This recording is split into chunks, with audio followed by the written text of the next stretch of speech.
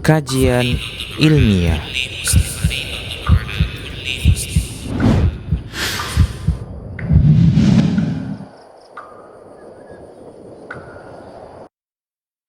Baik, bismillah. Assalamualaikum warahmatullahi wabarakatuh. Alhamdulillahirrabbilalamin. Wassalatu wassalamu ala rasulillah. Mabad, para pemirsa Rosyad TV dan para pendengar radio stream Medan Mengaji yang kami cintai karena Allah.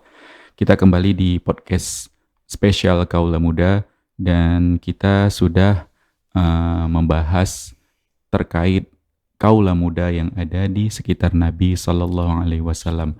Dan kali ini, di pertemuan hari ini, insya Allah kita akan mengangkat kembali, menghadirkan kembali sosok kaula muda yang ada di sekitar Nabi Sallallahu Alaihi Wasallam. Hari ini kita akan membahas sahabat Nabi Sallallahu Alaihi Wasallam, Abdullah bin Mas'ud radhiyallahu anhu. Dan alhamdulillah sudah bersama kita guru kita Ustadz Muhammad Permana Hafizahullah Ta'ala, dan yang mendampingi kita hari ini masih Kang Oja. Bang Roja. Ja, sehat ja? Alhamdulillah, ya khair. Nah, ini kita memang sengaja memilih di podcast spesial Kaula Muda ini mengangkat tentang sosok-sosok Kaula Muda yang ada di sekitar Nabi Sallallahu Alaihi Wasallam pada zamannya terdahulu gitu ya, Ja, ya. Ini karena mungkin kita melihat Kaula Muda kita mulai kehilangan sosok atau figur untuk dijadikan apa bahasa kita? Role model. Panutan gitu, idola. Jadi kita khawatir makin banyak pemuda yang tersesat gitu ya. Iya, karena ke Korea-Koreaan. Karena salah memilih memilih role model. Makanya kita di Medan Mengaji mengangkat sosok-sosok kaula muda yang ada di sekitar Nabi SAW.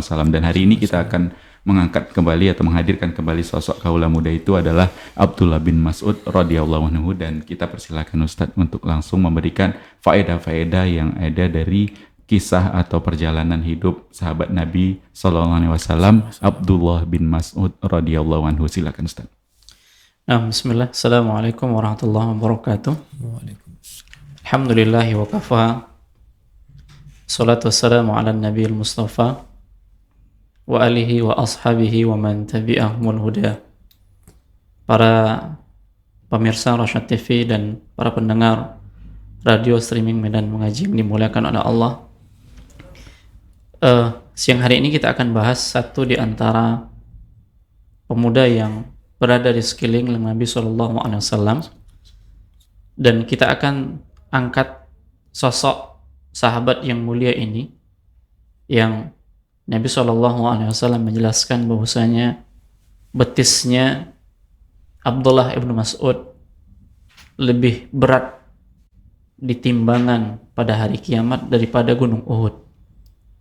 Ini rekomendasi tazkiyah dari Nabi SAW kepada Abdullah ibnu Mas'ud, di mana fisiknya kecil, tapi kalau ditimbang di atas timbangan Allah pada hari kiamat, ini lebih berat daripada gunung Uhud. Bagaimana sosok dari sahabat yang mulia ini, bagaimana kehidupannya sampai pada akhirnya beliau bertemu dengan Nabi SAW, berjuang membela Nabi SAW, dan di antara sahabat-sahabat yang paling banyak meriwayatkan hadis dari Nabi SAW. Nah, Abdullah bin Mas'ud di waktu kecilnya beliau sudah ditinggalkan oleh bapaknya yang meninggal dalam kondisi masih jahiliyah, ya belum diutusnya Rasulullah SAW, dan ibunya begitu juga dengan beliau ini masuk Islam, dan keislamannya pun sangat menakjubkan karena Allah Subhanahu wa Ta'ala menampakkan salah satu di antara mukjizat untuk Nabi-Nya SAW yang menguatkan akan dakwah yang dibawa oleh Nabi SAW. Nah, di masa remajanya Abdullah bin Mas'ud ini bertugas menjadi pengembala ya kambing milik Uqbah bin Abi Mu'aid. Ya, di masa kecilnya, di masa remajanya, di masa mudanya. Dan ini biasa, bahkan para nabi juga demikian, mengembala kambing. Nah, ketika Rasulullah SAW melewati Abdullah bin Mas'ud. Nabi SAW pada saat itu bersama dengan Abu Bakar As-Siddiq radhiyallahu ta'ala yang mendampingi Nabi kemanapun Nabi berjalan, ya Nabi keluar itu didampingi oleh Abu Bakar As-Siddiq. Nah pada saat itu Nabi bertemu dengan Abdullah bin Mas'ud yang tengah mengembala, yang tengah mengembala. Lalu Nabi memanggil Abdullah bin Mas'ud, wahai pengembala, apakah kamu mempunyai susu?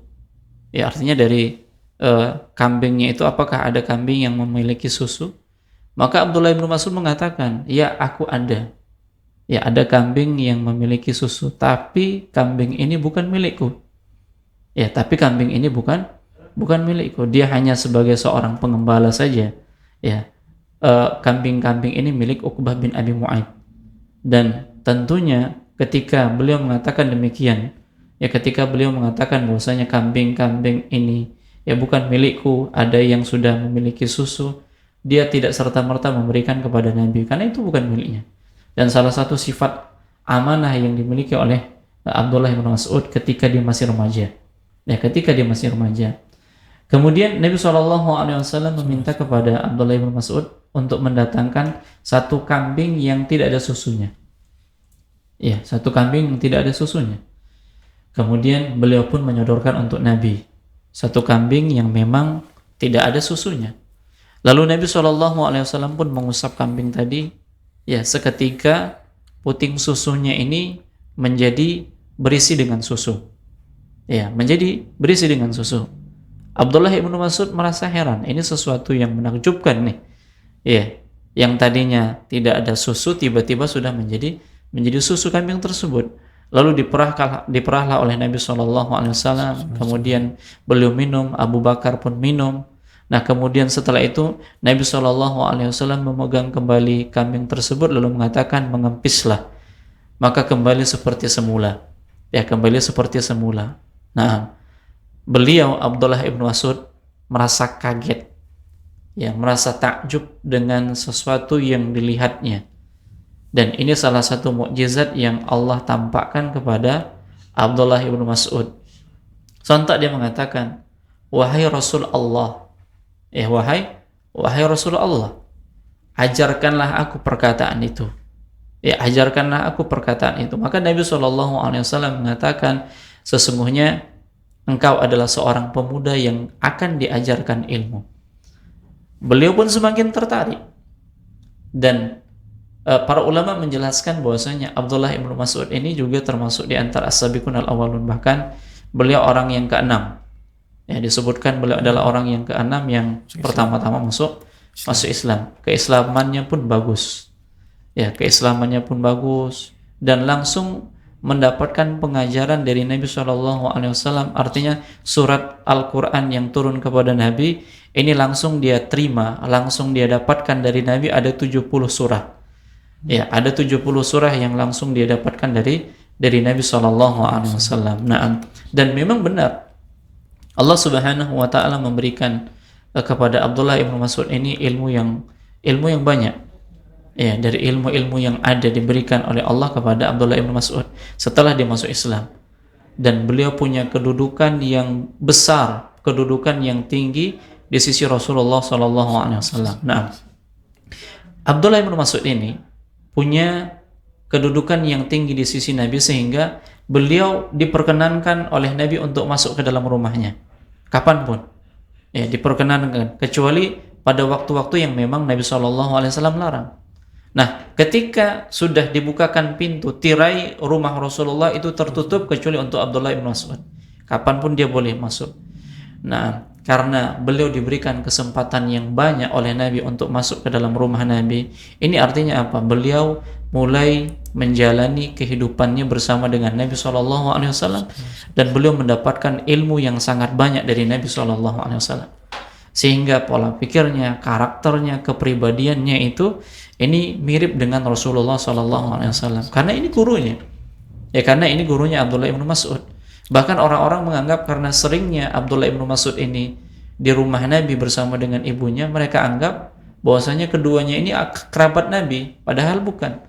Ya, padahal bukan kerabat Nabi SAW, tapi karena kedudukan Abdullah ibnu Mas'ud di sisi Nabi begitu besar sehingga belum mengizinkan Abdullah ibnu Mas'ud untuk mengambil ilmu dari Nabi langsung kepada sumbernya, di mana orang-orang tidak diizinkan oleh Nabi masuk ke dalam rumahnya, namun Abdullah ibnu Mas'ud diizinkan oleh Nabi masuk ke dalam rumahnya kapanpun, kecuali memang waktu-waktu yang dilarang oleh Nabi SAW. Nah, ini poin yang pertama yang bisa kita angkat dari sahabat Abdullah ibnu Mas'ud. Ya, poin yang pertama berkaitan tentang amanah menjaga barang milik orang lain yang tidak gampangnya kita memberikan kepada orang lain yang tanpa izin dari pemiliknya.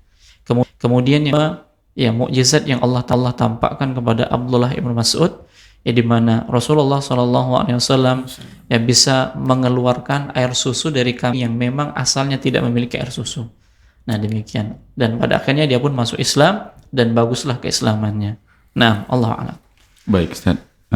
Para pendengar dan para pemirsa Rosyad TV, kami persilahkan jika ada yang mau bergabung bersama kita di podcast spesial Kaula Muda kali ini, bisa melalui line interaktif kita di nomor 0822 88886630 atau bisa bertanya melalui kolom komentar yang ada di platform media sosial kita.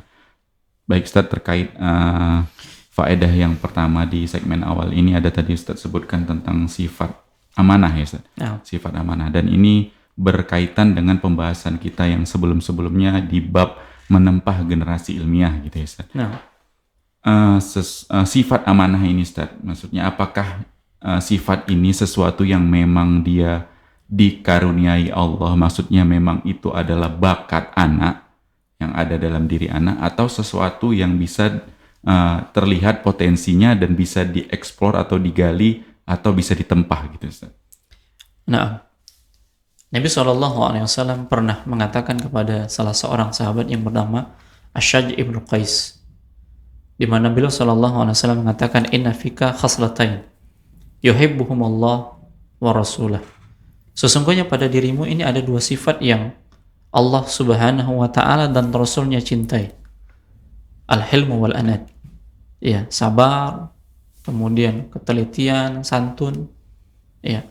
Kemudian Al-Asyad ibnu Qais ini mengatakan kepada Nabi, ya Rasulullah, apakah sifat ini sesuatu yang aku usahakan atau memang ini karunia dari Allah, pemberian dari Allah Subhanahu wa ta'ala? Maka Nabi SAW mengatakan, bahkan ini adalah pemberian dari Allah Subhanahu wa ta'ala. Jadi Allah sudah tanamkan pada sahabat ini dua sifat yang Allah cintai dan Rasulnya cintai. Nah, sehingga akhlak yang baik ini ada yang memang dia jibili yang memang sudah bawaan dari lahir yang Allah Subhanahu wa ta'ala berikan, sehingga disebutkan bahwasanya akhlak ini bagaikan rezeki juga, sebagaimana Allah berikan rezeki pada seorang hamba, akhlak juga diberikan oleh Allah Subhanahu wa ta'ala. Dan ada yang sifatnya muktasab, sesuatu yang memang bisa diusahakan. Dan memang pada karakter anak itu muncullah sifat-sifat yang memang itu bawaan lahir. Ya, sesuatu yang memang Allah sudah berikan pada dirinya. Salah satunya adalah mungkin ada kesabaran, rasa malu, tidak tergesa-gesa, dan seterusnya. Nah, pada Abdullah ibnu Mas'ud ini, yang dia masih dalam kondisi remaja, tentunya belum banyak pengajaran dari Nabi. Dan setelah dia masuk Islam, kemudian menyertai Nabi SAW, nah di saat itulah dia bisa menggali banyak dari Nabi, banyak mempelajari ilmu-ilmu dari Nabi SAW, dan mulailah karakter kepribadiannya ini meniru Nabi SAW. Namun dari apa yang sudah kita sebutkan tadi, bahwasanya karakter sifat yang melekat pada Abdullah ibnu Mas'ud yaitu amanah, yang memang dia menjaga hak majikannya, hak pemilik kambing tadi. Dan ini merupakan karunia dari Allah Subhanahu wa ta'ala. Dan juga ada yang memang bisa diusahakan. Yang diusahakan inilah dengan cara belajar di tempat, mulai dari tingkat dasar, bagaimana mereka diajarkan adab-adab, ketika mereka salah mereka diajarkan. Nah, sesuatu yang mulia ini berusaha untuk didapatkan. Ya, sesuatu yang mulia ini berusaha untuk didapatkan, karena sesuatu yang mulia ini, yaitu akhlak yang mulia ini yang paling banyak memasukkan seseorang ke dalam surganya Allah Subhanahu wa ta'ala. Nabi ditanya tentang amalan apa yang paling banyak memasukkan seseorang ke dalam surga? Maka Nabi mengatakan, ya, taqwallah wa husnul khuluq. Bertakwa kepada Allah Subhanahu wa taala dan akhlak yang mulia. Jadi kalau memang dari kecilnya, dari dasarnya kita belum memiliki akhlak yang mulia yang banyak, ya pastinya masing-masing orang itu ada.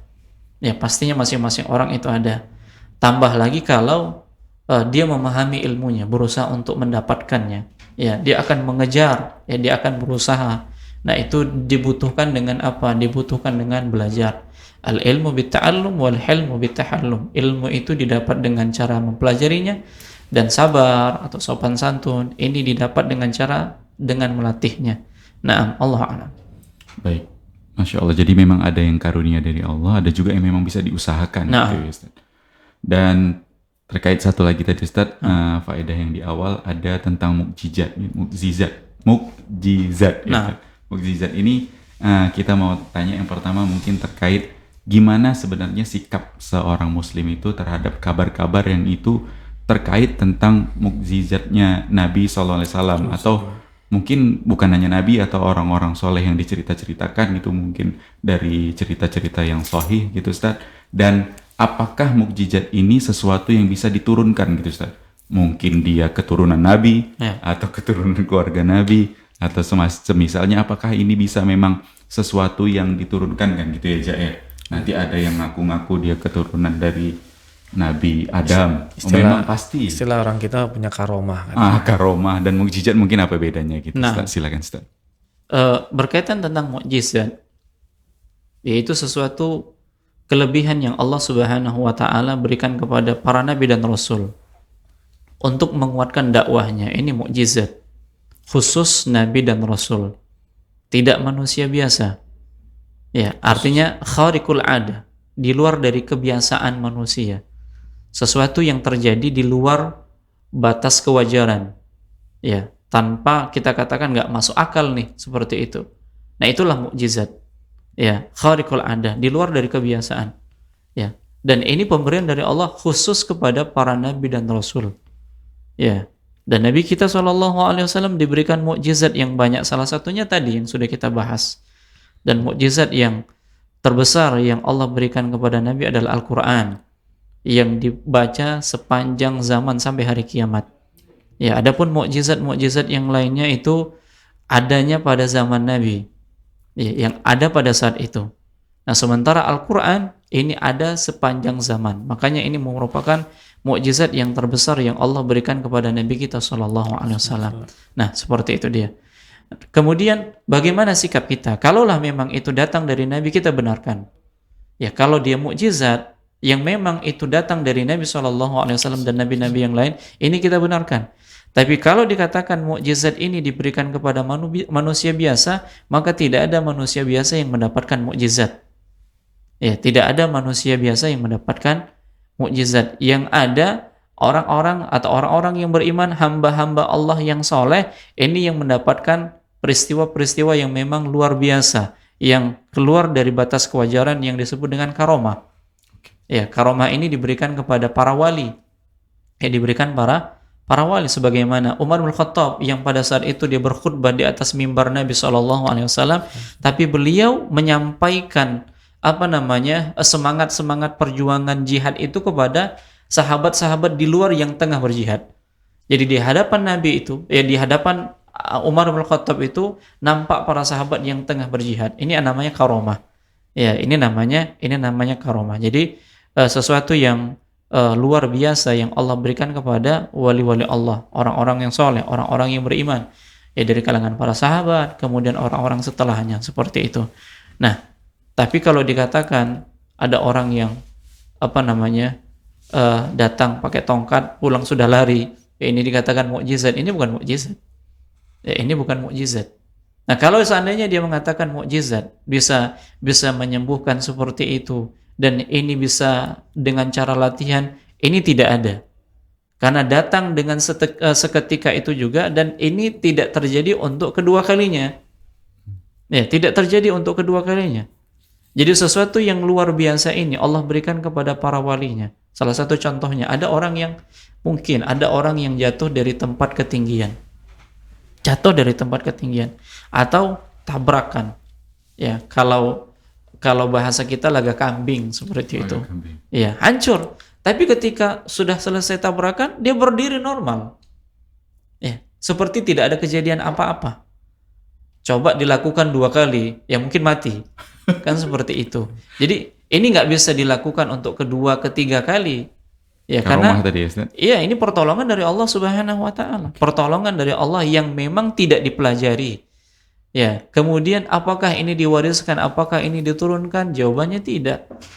Jadi karomah yang pertama, mukjizat ini khusus para nabi, karomah ini orang-orang yang soleh, ya wali-wali Allah.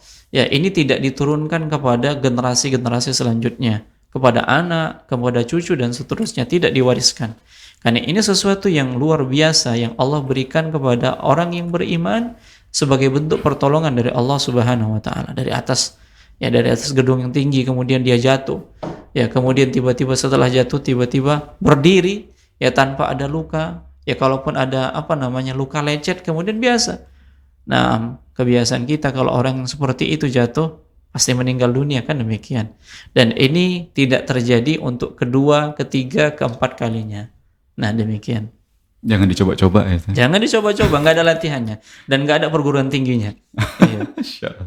Baik, Ustaz. Jadi berbeda dengan sifat terpuji dan akhlak yang mulia tadi, ini bisa diusahakan ya, Ustaz. Nah, Bisa dengan menempuh mungkin ya tarbiyah atau apa gitu, pendidikan gitu ya, Ustaz. Beda kalau mukjizat nggak bisa sama sekali ya, Ustaz. benar. Ataupun karomah juga nggak bisa ya, Ustaz. Itu memang murni pertolongan atau karunia dari Allah gitu, Ustaz. Nah, Baik, Masya Allah, Ustaz. Ini yang mau kita tanyakan kembali, Ustaz. Tapi sebelumnya, karena sudah ada penanya yang masuk, Ustaz, ke WhatsApp Medan Mengaji, kita bacakan terlebih dahulu pertanyaan yang masuk, Ustaz. nah. Assalamualaikum. Assalamualaikum. Saya Fazraini. Saya lagi mencari guru. Ini mau bertanya apa nyari guru? Ntar dulu ya, Ustaz.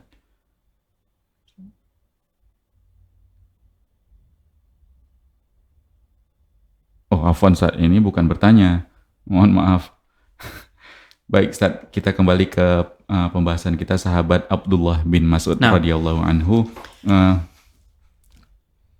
Apa yang membuat beliau radhiyallahu anhu mendapatkan kedudukan yang begitu mulia, padahal baru sekali dari dengar cerita tadi kan, Ustaz, di awal, baru sekali Nabi SAW melihat Abdullah bin Mas'ud ini dikasih masuk langsung belajar di rumah Nabi gitu, Ustaz. Ini apa yang dilihat oleh Nabi kita mungkin SAW dari sosok Abdullah bin Mas'ud radhiyallahu anhu ini, Ustaz? Yang pertama, Nabi SAW melihat akhlak pada Abdullah bin Mas'ud, artinya orang amanah. Ini bawaan dasar yang dimiliki oleh Abdullah bin Mas'ud. Kemudian kita tahu bahwasanya Nabi SAW tidak berbicara sesuai dengan hawa nafsu, dan beliau lebih mengetahui akan hal itu daripada manusia yang lainnya, karena apa? Wahyu dari Allah Subhanahu wa taala. Nah, sebagaimana ketika dia meminta, wahai Rasulullah, ajarkanlah aku perkataan itu. Apa kata Nabi? Engkau akan diajarkan ilmu. Engkau akan diajarkan ilmu. Nah, dari sini kita bisa mengambil kesimpulan bahwasanya Nabi mengetahui, dan pengetahuan Nabi ini kan sesuatu yang memang sudah mendapatkan berita dari langit. Oke. Ya, bahwasanya sosok Abdullah ibnu Mas'ud ini spesial nih. Ya, yang banyak akan meriwayatkan hadis dari Nabi SAW, membela Nabi SAW. Ya, di samping akhlaknya mulia, akhlak dasarnya mulia. Ya, sehingga Nabi SAW memberikan tempat atau kedudukan yang besar, ya, kedudukan yang tinggi di sisi Abdullah ibnu Mas'ud, karena dia akan menjadi orang yang mulia. Ya, dia akan menjadi rujukan kaum muslimin nanti dengan ilmu yang dimilikinya, yang didapatkan dari Allah Subhanahu wa taala dengan pengajaran Nabi dari Nabi SAW. Nah, seperti itu dia. Jadi dari karakter dasarnya, sifat dasarnya, dan memang ini sesuatu yang memang sudah diketahui oleh Nabi SAW. Nah, demikian. Baik, Ustaz. Afwan, Ustaz, berarti nggak ada pertimbangan yang dilihat dari sisi mungkin nasab atau secara ekonominya gitu ya, Ustaz, sama sekali. Nabi SAW tidak melihat itu. Bahkan Abdullah ibnu Mas'ud ini bukan sosok sahabat yang punya kedudukan yang besar. bukan punya nasab yang tinggi, bahkan dia adalah seorang yang yatim. Bapaknya meninggal ketika masa-masa jahiliyah. Ya, bapaknya meninggal ketika masa-masa jahiliyah. Jadi Nabi SAW ketika melihat sosok sahabat itu tidak melihat pada kedudukan dan nasabnya. Nah, kalaupun punya kedudukan dan nasab, pasti Nabi akan memfungsikan pada suatu keadaan yang memang bisa mendatangkan manfaat. Yang dia punya kedudukan pada kaumnya misalnya. Yang ini kedudukan ini bisa mendatangkan manfaat yang besar ya bagi kaum muslimin, kemaslahatan yang besar bagi kaum muslimin. Kalau itu cara pandangnya benar. Tapi kalau dari sisi yang lainnya yang tidak ada kemanfaatannya sama sekali, Nabi nggak akan melihat. Ya, Nabi SAW tidak akan melihat dari nasabnya, tidak akan melihat dari kedudukannya, tapi lihat bagaimana karakter anak ini, karakter pemuda ini, sehingga dia bisa menjadi orang yang bisa bermanfaat bagi manusia nantinya. Naam. Baik, Roja dan para pemirsa Rosyad TV, juga para pendengar Radio Stream Medan Mengaji, tentunya kita semakin penasaran tentang sahabat yang kita angkat kali ini, Abdullah bin Mas'ud radhiyallahu anhu. Sebelum ketemu Nabi SAW aja beliau ini radhiyallahu anhu sudah memiliki sifat yang terpuji, akhlak yang mulia tadi Ustaz, amanah, dan bagaimana keberkahan-keberkahan yang diraihnya ketika sudah bersama dengan Nabi SAW. Silakan Ustaz. Nabi SAW pernah suatu ketika ada 6 orang, sebagaimana yang diceritakan oleh Sa'ad. Ada 6 orang yang pada saat itu bersama dengan Nabi dan berkumpul dalam pertemuan bersama dengan orang-orang musyrikin. Orang-orang musyrikin pada saat itu gerah dengan orang-orang seperti ini, seperti Abdullah bin Mas'ud dan yang lainnya. Sehingga Nabi diminta oleh mereka untuk mengusir. Ya, bahasanya buat kacau ini. Buat kacau. Tapi Allah Subhanahu wa taala dengan sebab ini menurunkan ayat. Menurunkan ayat supaya Nabi SAW tetap memperhitungkan orang-orang yang ada di sekitar Nabi itu. Ada 6 orang tadi. Salah satunya adalah Abdullah bin Mas'ud. Apa kata Allah Subhanahu wa taala di dalam surat Al-An'am ayat yang ke-52? Wala tatrudil ladzina yad'una rabbahum bil ghadati wal ashi. Janganlah engkau mengusir orang-orang yang menyeru Rabb-nya pada pagi dan petang hari. Jadi sahabat-sahabat ini mulia. Jangan gara-gara ucapan orang-orang musyrikin ini yang mereka mungkin merasa resah, yang merasa tidak enakan dengan orang-orang yang rendahan dianggap mereka, kemudian ini diusir, Allah ingatkan jangan diusir. Ya, lebih baik meninggalkan mereka daripada mengusir sahabat-sahabat Nabi. Nah, ini menunjukkan apa? Ini menunjukkan sahabat yang menyertai Nabi ini sahabat yang mulia sampai Allah Subhanahu wa taala menurunkan ayat. Ya, sampai Allah Subhanahu wa taala menurunkan ayat. Jadi di sini ya Allah Subhanahu wa taala tidak memandang kedudukan. Tapi Allah Subhanahu wa taala memandang apa? Memandang orang-orang yang senantiasa menyeru Rabb-nya di pagi hari dan di sore hari. Ya, orang-orang yang senantiasa beribadah kepada Allah Subhanahu wa taala. Ini yang dipandang. Makanya Nabi SAW dalam riwayat Imam Muslim mengatakan, "Innallaha la yanzuru ila suwarikum wa la ila amwalikum. Walakinnallaha yanzuru ila qulubikum wa a'malikum." Allah enggak lihat. Ya, Allah enggak lihat rupa-rupa kalian dan harta-harta kalian. Enggak dilihat oleh Allah. Rupa, fisiknya, kemudian harta-hartanya ini enggak dilihat oleh Allah. Walakinnallaha yanzuru ila qulubikum wa a'malikum. Tapi Allah lihat hati-hati dan amalan kalian. Dan orang yang seperti inilah orang yang punya kedudukan. Makanya Allah mengatakan inna akramakum indallahi atqakum. Sesungguhnya orang yang paling mulia di antara kalian di sisi Allah adalah orang yang paling bertakwa. Kalau hartanya ini menyebabkan dia bertakwa, maka ini dicintai oleh Allah. Tapi kalau hartanya ini tidak menyebabkan dia bertakwa, maka ini tidak dilihat oleh Allah Subhanahu wa taala. Nah, fisiknya menjadikan dia bertakwa, bersyukur kepada Allah, ini dilihat oleh Allah. Tapi kalau tidak, ini enggak akan dipandang oleh Allah Subhanahu wa taala. Makanya Nabi kita diingatkan oleh Allah, jangan tinggalkan mereka, jangan usir, biar ya dibiarkan bersama dengan Rasulullah SAW. Nah, ini keutamaannya. Dan salah satu yang sangat menakjubkan dan hendaknya hari ini kita lakukan. Ya, hari ini kita lakukan. Ada satu kisah yang sangat menakjubkan dari Abdullah bin Mas'ud. Beliau adalah sosok sahabat yang menjadi pioner di dalam membaca kalamullah.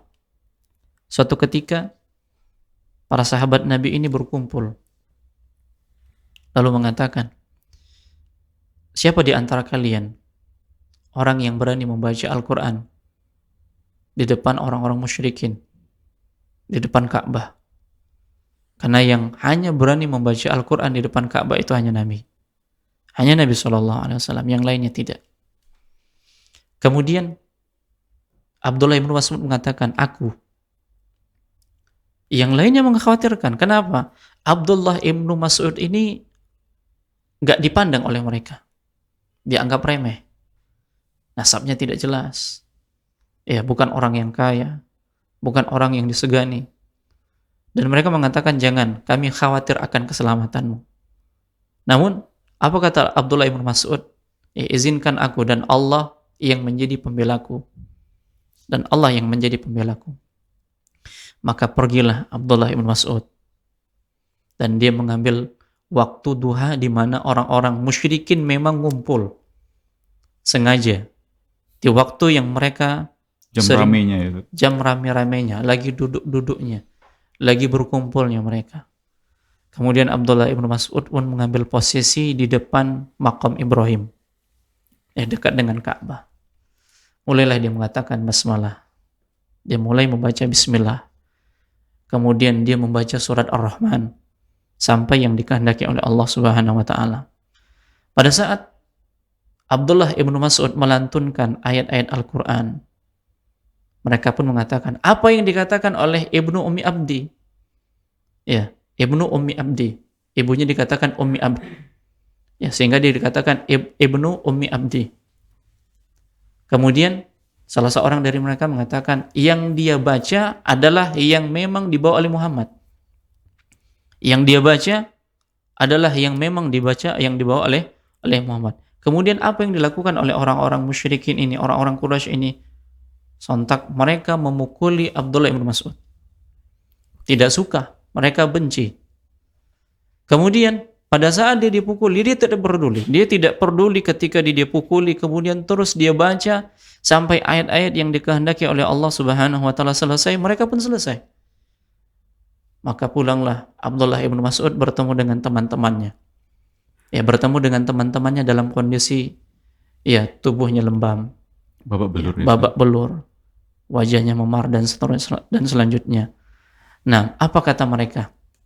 Apa kata sahabat-sahabat Abdullah bin Mas'ud? Dia mengatakan, inilah yang kami khawatirkan menimpamu. Inilah yang kami khawatirkan menimpamu. Hanya saja di luar dugaan, Abdullah ibnu Mas'ud mengatakan, mengatakan sesuatu yang membuat getar, yang membuat mereka bangkit, tapi tetap saja mengkhawatirkan Abdullah ibnu Mas'ud. Beliau mengatakan, reaksi musuh Allah terhadap bacaan Al-Quran telah meringankan apa yang kurasakan saat ini. Karena sesungguhnya mereka membenci apa yang aku lakukan. Reaksi mereka dengan membenci apa yang aku baca, ketika mereka bereaksi seperti itu dengan apa yang aku rasakan, ini sudah ringan. Rasa khawatir tidak ada lagi. Beban-beban tidak ada lagi. Sehingga sekiranya kalian mengizinkan aku membacanya, besok aku akan baca. Hilang rasa kekhawatiran lagi. Kalaupun dipukul nggak ada masalah. Karena inilah yang membuat orang-orang musyrikin benci. Inilah yang membuat orang-orang musyrikin benci. Nah, dari kisah ini, para pemirsa Rasyad TV yang dimuliakan oleh Allah, para pendengar radio streaming Medan Mengaji, ini bisa kita ambil pelajaran yang sangat besar di hari ini.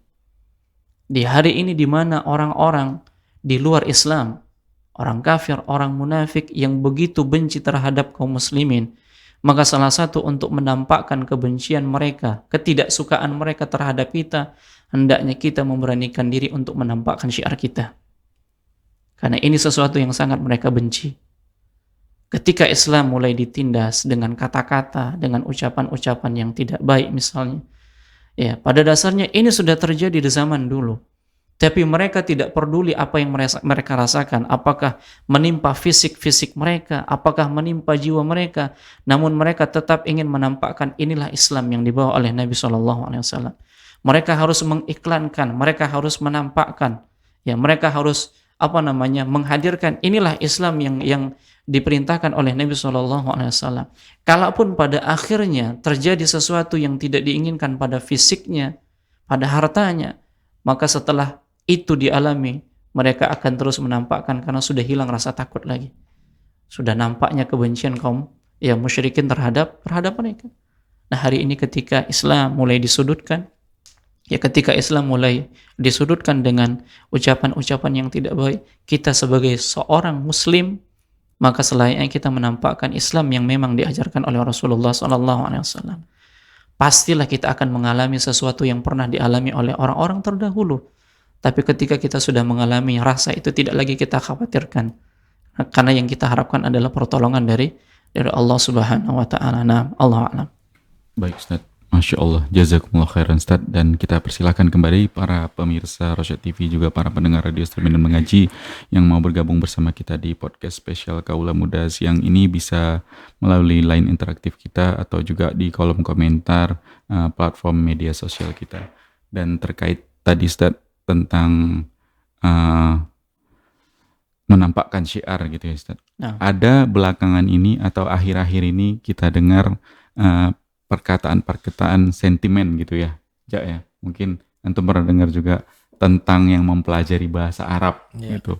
Mempelajari bahasa Arab berarti ciri-ciri teroris gitu Ustaz. Sementara radikal atau teroris ini seperti apa sebenarnya kita menyikapinya? Apakah memang harus marah atau seperti apa gitu sikap kita yang sebenarnya Ustaz terhadap sentimen seperti ini?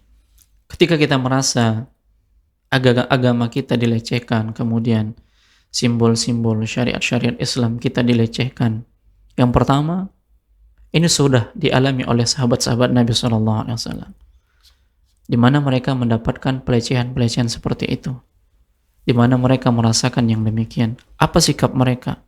Bahkan mereka menampakkan yang sebenarnya agama yang dibawa oleh Nabi SAW. Ketika kita merasa hari-hari ini agama kita dilecehkan, maka apa sikap kita? Maka sikap kita yang benar adalah hendaknya kita kembali kepada agama kita yang benar. Kembali kepada syariat Nabi kita SAW. Dan kita tidak peduli celaan orang-orang mencela. Selagi yang kita lakukan itu adalah apa yang mendatangkan keridhaan dan kecintaan dari Allah Subhanahu wa taala. Meskipun harta, kedudukan, kemudian jiwa raga kita, ini sesuatu yang pada akhirnya harus kita korbankan, tidak ada masalah. Tidak ada masalah. Nah, ketika kita sudah merasa bahwasanya agama kita ini dilecehkan, itu menunjukkan mulai muncul pada diri kita kecintaan kepada agama. Tapi kalau kita merasa biasa-biasa saja, tidak peduli, dilecehkan begitu saja, kita tidak peduli, ini menunjukkan ghirah kita terhadap agama kita itu nggak ada. Dan khawatirnya ini menjadi apa? Pertanyaan bagi kita, benar nggak kita Islamnya ini? Dengan dilecehkan seperti itu biasa saja. Bukan berarti kita harus mengangkat senjata, tidak. Tapi yang kita lakukan adalah nampak reaksi kita bahwasanya kita benar-benar tidak suka dengan kondisi seperti ini. Kemudian yang kedua, hendaknya kita menampakkan apa yang memang dibenci. Apa yang memang dibenci? Kalau seandainya memang yang dibenci adalah bahasa Arab, maka semakin gemarlah kita, semakin tertariklah kita mempelajari bahasa Arab. Kalau dulu ada istilahnya ketika belajar bahasa Arab muntaber, artinya mundur tanpa berita. Nah, kali ini ketika disampaikan demikian, benar-benar kita belajar. Semakin kita ditekan, semakin ada ucapan-ucapan yang tidak mengenakan, semakin kita semangat untuk mempelajarinya. Semakin kita serius di dalam mempelajari agama kita, seperti itu. Dan inilah caranya. Inilah caranya, bukan dengan mengangkat senjata, tapi kita kembali kepada agama kita, kita memperdalam. Kalau dengan memperdalam agama itu dengan cara harus mempelajari bahasa Arab, maka pelajarilah bahasa Arab. Karena itu bahasanya Nabi kita SAW. Karena itu bahasa kalam Allah yang paling mulia, yaitu Al-Quran. Inilah semangat kita untuk kembali kepada agama kita yang sebenarnya, bukan semangat-semangat yang tanpa arah. Dan para sahabat sudah mencontohkan untuk kita. Ya, meskipun mereka dihina, meskipun mereka disakiti, tetap kalau ini yang memang Nabi ajarkan, laksanakan. Ya. Setelah itu kita meminta pertolongan dari Allah Subhanahu wa taala. Nah, demikian. Baik Ustaz, jazakumullah khairan Ustaz. Dan kita bacakan pertanyaan yang sudah masuk Ustaz. Nah. Bismillah, Assalamualaikum Ustaz. Assalamualaikum. Semoga Ustadz dan keluarga, guru-guru Ustadz, kita semua dan seluruh kaum muslimin dimanapun berada selalu dalam ampunan, taufik, dan perlindungan Allah Subhanahu wa Ta'ala. Izin bertanya Ustadz, jika dihadapkan pada kondisi ditawarkan pekerjaan, pertama bekerja pada orang non-muslim yang nantinya akan menjadi atasan kita, dan kedua adalah bekerja pada orang muslim yang kita tahu akhlaknya beliau memang bagus. Namun jika dilihat dari sisi penghasilan atau income, lebih besar ketika bekerja dengan non-muslim. Pertanyaannya Ustadz, manakah yang harus dipilih dari kedua kondisi tersebut jika kita menginginkan yang terbaik? Apakah ketika kita lebih memilih bekerja sama dengan non-muslim dibanding dengan sesama muslim, itu artinya kita menolak keberkahan? Jazakumullah khairan, barakallahu fikum Ustadz atas jawabannya. Nah, di dalam permasalahan akidah ada namanya pembahasan al-wala, loyalitas. Dan loyalitas ini hanya diberikan kepada orang-orang yang beriman. Dalam masalah dunia ini juga dibahas. Bagaimana loyalitas, apakah boleh kita memberikan loyalitas kita kepada orang-orang kafir? Ya, apakah boleh kita memberikan loyalitas kita kepada orang kafir? Dua keadaan yang dipaparkan tadi, bekerja dengan seorang muslim dan bekerja dengan seorang non-muslim. Dari sisi penghasilan mungkin bekerja dengan non-muslim ini mendapatkan penghasilan yang lebih. Iya, mendapatkan penghasilan yang lebih. Nah, hendaknya difahami. Ya, hendaknya difahami. Terkadang untuk mendapatkan seorang muslim yang adil itu sulit. Ya, mendapatkan seorang non-muslim yang adil itu sulit. Apalagi kalau itu menjadi atasan kita. Dan kita tahu Allah Subhanahu wa taala telah mengatakan walan tardu ankal yahudu walan nasara hatta tattabi'a millatahum. Sungguh sekali-kali orang-orang Yahudi dan Nasrani tidak akan pernah ridho sampai kalian mengikuti agama mereka. Nah, seperti itu dia. Hukum asalnya boleh bekerja dengan non-muslim karena kita punya keahlian yang mereka akan bayar nanti. Ya, punya keahlian yang mereka akan bayar nanti. Bukan pada status yang kita pada akhirnya menjadi budaknya, tidak. Pada kondisi-kondisi yang pekerjaan itu menghinakan kita, jangan. Tapi pada kondisi yang keahlian kita itu dibeli oleh mereka. Ya, keahlian kita itu dibalas oleh mereka. Artinya kan kita masih punya kedudukan seperti itu. Nah, bukan pada kondisi yang kita di bawah. Nah, masalahnya dalam kondisi seperti itu, apakah kita masih bisa menjaga prinsip kita? Ya, prinsip beragama kita. Kalaulah memang kita masih bisa menjaga prinsip beragama kita dan tidak terkontaminasi dengan syubhatnya, dengan kepemimpinannya, silahkan. Tapi kalau kita khawatir nih, ya, prinsip beragama kita kacau disebabkan dia pemimpin kita, maka jangan. Ya, maka jangan. Untuk mendapatkan dunia ini mudah. Ya, untuk mendapatkan dunia ini mudah.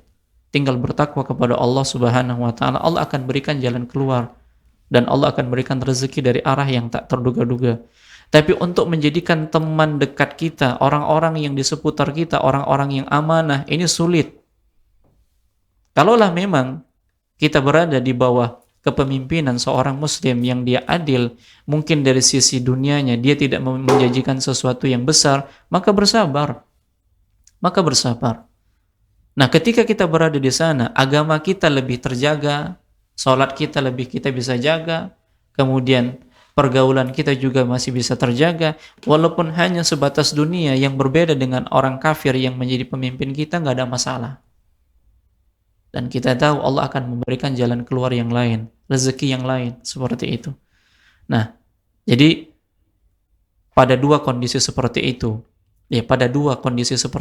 kita berwala kepada siapa? Dan kalau ternyata kita memberikan keahlian kita memberikan keahlian kita, skill kita kepada orang kafir, ternyata kita bisa di-setel, kita bisa terkena syubhat-syubhatnya, dan prinsip-prinsip agama kita nggak bisa kita jalankan, maka tinggalkan. Ya, maka tinggalkan.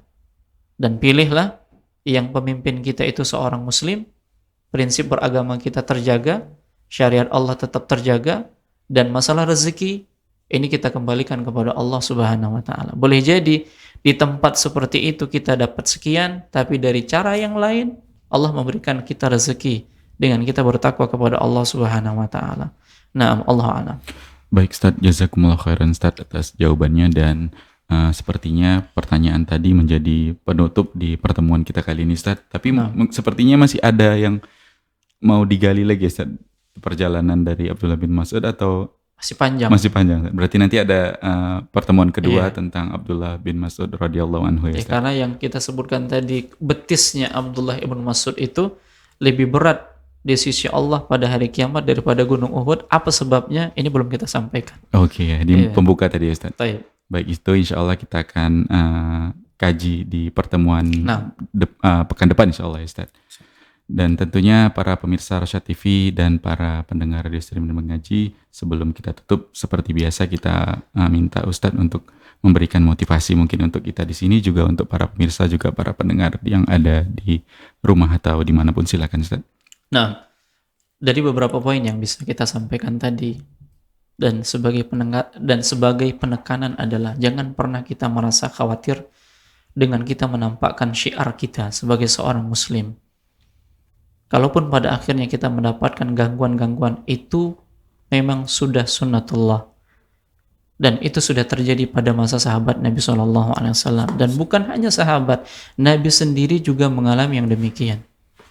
Kalau kita tidak menampakkan syiar kita sebagai seorang muslim, lalu siapa lagi yang akan menampakkan syiar itu? Sementara Islam itu agama kita, ya Muhammad SAW itu adalah Nabi kita, dan Al-Quran itu adalah kitab kita. Lalu siapa lagi yang akan menjalankan semua syariat ini kecuali ya kita sebagai seorang muslim? Celaan, hinaan itu biasa, dan disinilah kita beribadah dengan sabar, karena Allah Subhanahu wa ta'ala memberikan balasan sabar dengan balasan yang tanpa batas. Allahu a'lam. Baik Ustaz, jazakumullah khairan Ustaz atas penjelasan, bimbingan dan arahannya. Jazakumullah khairan dan mendampingi kita di podcast spesial Kaula Muda kali ini. Dan para pemirsa Rosyad TV, juga para pendengar Radio Stream dan Mengaji, kami ucapkan jazakumullah khairan atas partisipasinya semua yang sudah mendengarkan atau menyimak kajian kita kali ini. Mudah-mudahan apa yang kita sajikan bermanfaat, tentunya untuk kami pribadi, juga untuk Anda dimanapun Anda berada. Mewakili kru yang bertugas, kami pamit. Kita tutup dengan doa kafaratul majelis. Subhanakallahumma wa bihamdika asyhadu an la ilaha illa anta astaghfiruka wa atubu ilaik. Assalamualaikum warahmatullahi wabarakatuh.